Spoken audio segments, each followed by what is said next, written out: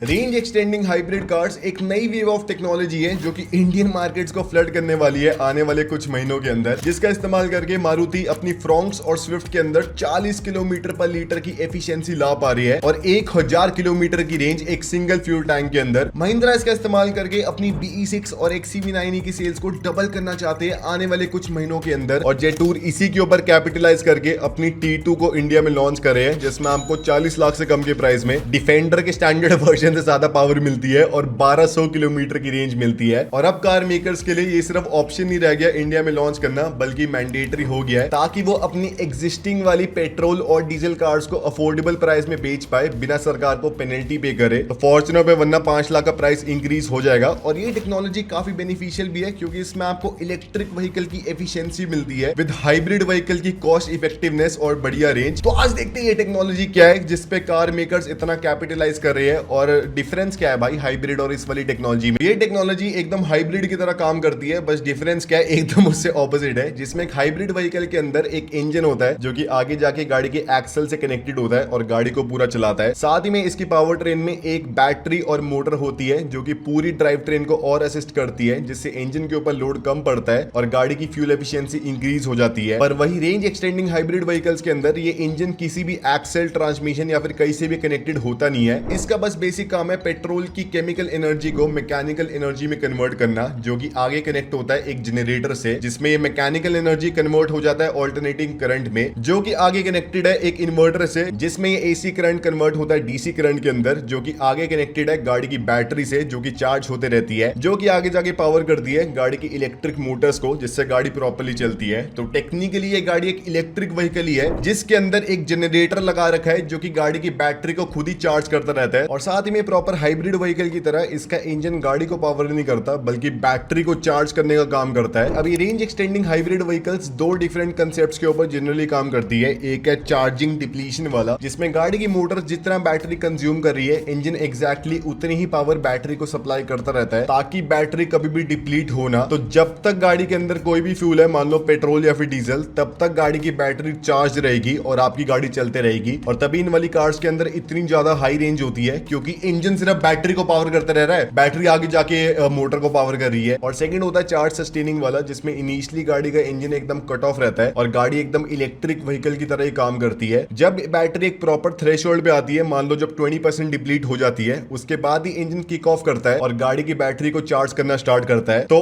Almost majority of the time जब आप गाड़ी को चला रही है आपको लगेगा कि हाँ भाई मैं तो एकदम इलेक्ट्रिक व्हीकल ही चला रहा हूँ, क्योंकि इंजन की जो थोड़ी बहुत वाइब्रेशन है वो भी आपको फील नहीं होने वाली। बस बीच बीच में जब थोड़ी बहुत बैटरी डिप्लीट होगी, इंजन किक ऑफ कर जाएगा और गाड़ी की बैटरी को चार्ज करना स्टार्ट करेगा।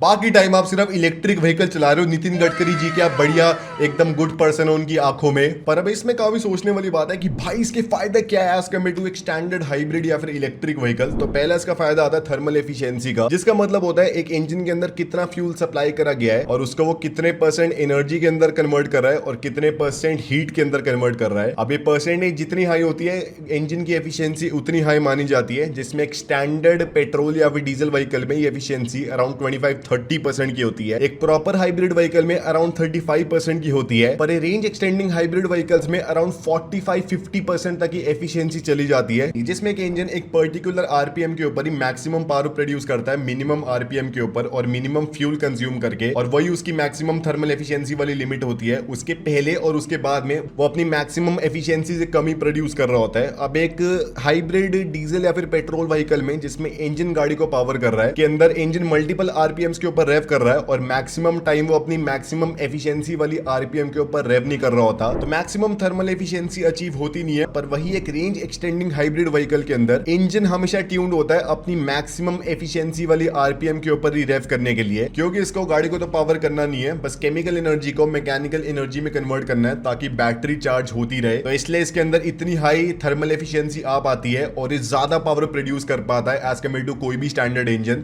तभी रेंज एक्सटेंडिंग हाइब्रिड व्हीकल्स में 1500-2000 किलोमीटर की रेंज आ जाती है सिंगल फ्यूल टैंक और फुल चार्ज के अंदर। वही दूसरा फायदा आता है कि जनरली अगर आपको एक हाइब्रिड व्हीकल में पावर को इंक्रीज करना है तो आपको इंजन साइज को इंक्रीज करना पड़ता है। तभी किन्हीं सारी हाइब्रिड व्हीकल्स में आपको V6, V8, V10 वाले इंजन भी दिख जाएंगे। पर वही स्टैंडर्ड कोई भी अगर आप रेंज एक्सटेंडिंग हाइब्रिड व्हीकल देखें तो उसमें आपको जनरली 1 लीटर का, 1.2 लीटर का, 1.5 लीटर का इंजन देखने को मिलेगा। ऐसा इसलिए क्योंकि इसके अंदर गाड़ी की पावर उसके इंजन साइज से इंक्रीज नहीं होती, बल्कि बैटरी और मोटर से इंक्रीज होती है, और इंजन का काम सिर्फ बैटरी को चार्ज करने का है। तो बड़े इंजन को लगा के भी कुछ होता नहीं है। और साथ ही में एक रेंज एक्सटेंडिंग हाइब्रिड व्हीकल में बैटरी साइज जनरली आधा होता है एज कम्पेयर टू एक फुली इलेक्ट्रिक व्हीकल, क्योंकि इसके अंदर एक इंजन भी है जो कि बैटरी को कंटिन्यूअसली चार्ज कर रहा है। तो ज्यादा बड़ी बैटरी को भी रखने की जरूरत नहीं है। तो टेक्निकली हमें इंजन भी उतना बड़ा नहीं चाहिए, हमें बैटरी भी उतनी बड़ी नहीं चाहिए। We are getting the best of the both world. तो एक जगह आपको बस अपनी बैटरी चार्ज करनी है, एक जगह आपको फ्यूल भरवाना है, और आपको 1200 किलोमीटर की रेंज मिल जाएगी। अब दोस्तों आपको फ्यूल जहां से भरवाना है भरवा सकते हैं, पर आपकी रेंज एक्सटेंडिंग हाइब्रिड गाड़ी को चार्ज करने के लिए मैं सिर्फ एक ही चार्जिंग नेटवर्क को रिकमेंड करूंगा, दैट इज ऑब्वियसली स्टैटिक। इसमें मान लो कि दोस्तों हम एक जेटूर T2 को परचेज करते हैं जिसके अंदर 26 किलोवाट आवर की बैटरी आती है। तो स्टैटिक के पास अप टू 240 किलोवाट आवर के चार्जर्स है, जिससे आप इस गाड़ी को फुली चार्ज कर सकते हैं लिटरली आधे घंटे से भी कम में, और कुछ मिनटों में अपने फ्यूल टैंक को फुल करवाओ और आपको 1200 किलोमीटर की रेंज मिल गई। पर दोस्तों फिर भी मान लो कि हम लोग आलसी है और हमने ना तो इस गाड़ी को फ्यूल करवा रखा है, ना तो इस गाड़ी की बैटरी चार्ज है, और हमको सुबह दिल्ली से देहरादून जाना है। तो स्टैटिक के ऐप एक काफी कूल फीचर है स्टैटिक ट्रिप्स का, जिसमें आपको सिर्फ ट्रिप्स के ऊपर जाना है और उसके बाद आपको अपनी डेस्टिनेशन लिखनी है। हमारी ये दोस्तों देहरादून, हमने कर दिया इसको डन।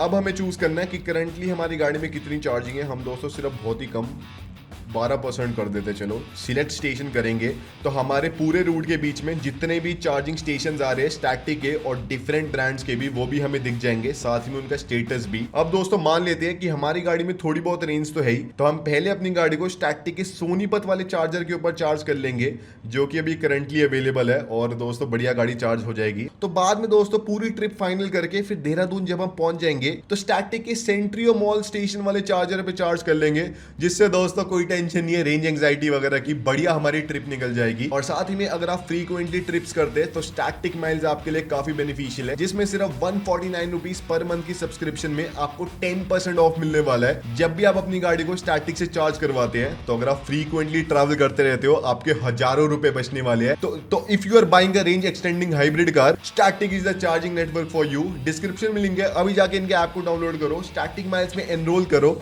और प्रॉपर्ली अपनी गाड़ी को चार्ज करो सही तरीके से। और इससे बड़ी एडवांटेज है इसकी कॉस्ट इफेक्टिवनेस, जिसमें एक स्टैंडर्ड हाइब्रिड व्हीकल इंडिया में 5-6 रुपए पर किलोमीटर का कॉस्ट करता है। एक इलेक्ट्रिक व्हीकल इंडिया में अराउंड 2.5 रुपए पर किलोमीटर का कॉस्ट करता है अगर आप घर से या फिर बाहर से चार्ज कराते हैं। पर वहीं पे एक range extending hybrid vehicle around 3 रुपए पर किलोमीटर कॉस्ट करने वाला है, जो कि एक इलेक्ट्रिक व्हीकल से ज्यादा है। पर वहीं पे एक रेंज एक्सटेंडिंग हाइब्रिड व्हीकल की प्राइस अराउंड 2 से लेकर 3 लाख रुपए ज्यादा होती है एज कम्पेयर टू गाड़ी का स्टैंडर्ड पेट्रोल या फिर डीजल वाला version, as compared to electric वाला वर्जन जो कि 6-7 लाख रुपए महंगा होता है। तो आपकी इनफ्रंट कॉस्ट अराउंड 2-3 लाख रुपए की कम हो जाती है अगर आप एक इलेक्ट्रिक व्हीकल के कंपैरिजन में इसको परचेज करते हैं। साथ ही में क्योंकि इसके अंदर आधे साइज की बैटरी का इस्तेमाल होता है as compared to full electric vehicle, तो चाइना के ऊपर डिपेंडेंसी कम होती है, क्योंकि थोड़ा लिथियम कम चाहिए होगा, थोड़े रेयर अर्थ मटेरियल कम चाहिए होंगे, और क्योंकि इसके अंदर एक इंजन का भी इस्तेमाल हो रहा है, तो जो इतने सालों से इंजन वाली पूरी सप्लाई चेन बनी हुई है जिसपे लाखों लोग डिपेंडेंट है, वो भी एकदम डिस्टर्ब होने नहीं वाली, उनके भी रोजगार एकदम दोस्तों बढ़िया बने रहेंगे। पर ये भी मेन फैक्टर्स नहीं है कि कार मेकर इसको इंडिया में इतने एडमेंट है लॉन्च करने के लिए। मेन फैक्टर है हमारे इंडिया के कॉर्पोरेट एवरेज फ्यूल एफिशिएंसी या फिर कैफे नॉर्म्स। इसके अंदर हमारी सरकार देखती है कि एक कार मेकर साल की कितनी गाड़ियां बेच रहा है और उसकी पूरी फ्लीट की एवरेज फ्यूल एफिशिएंसी और CO2 एमिशंस निकाले जाते हैं, और अगर ये सरकार के थ्रेशोल्ड से ज्यादा होते हैं तो कंपनीज को सरकार को पेनल्टी पे करनी पड़ती है, जो कि 50,000 रुपए पर कार से वेरी करके अप टू 5-6 लाख रुपए पर कार तक भी जा सकती है। तो मारुति वालों के लिए बहुत ही बुरा हाल हो सकता है इसके साथ। तो कैफे बर्न 2017 में इंप्लीमेंट हुआ था जब एक कार मेकर से average fuel efficiency around 19 kmpl की एक्सपेक्टेड थी हमारी सरकार की, जो कि दोस्तों फिर भी अचीवेबल था। फिर 2022 में कैफे 2 इंप्लीमेंट होता है जब average fuel efficiency around 24 kmpl की एक्सपेक्टेड थी। अब काफी सारे कार मेकर ये प्रोवाइड कर नहीं पाए थे तो उनको पेनल्टीज पे करनी पड़ी काफी करोड़ों की हमारे सरकार को, और अब 2027 में कैफे 3 नॉर्म्स एक्सपेक्टेड है जिसमें एवरेज फ्यूल एफिशिएंसी हमारी सरकार चाहती है कि एक कार मेकर अराउंड 28-29 की प्रोवाइड कर पाए अपनी पूरी फ्लीट के ऊपर।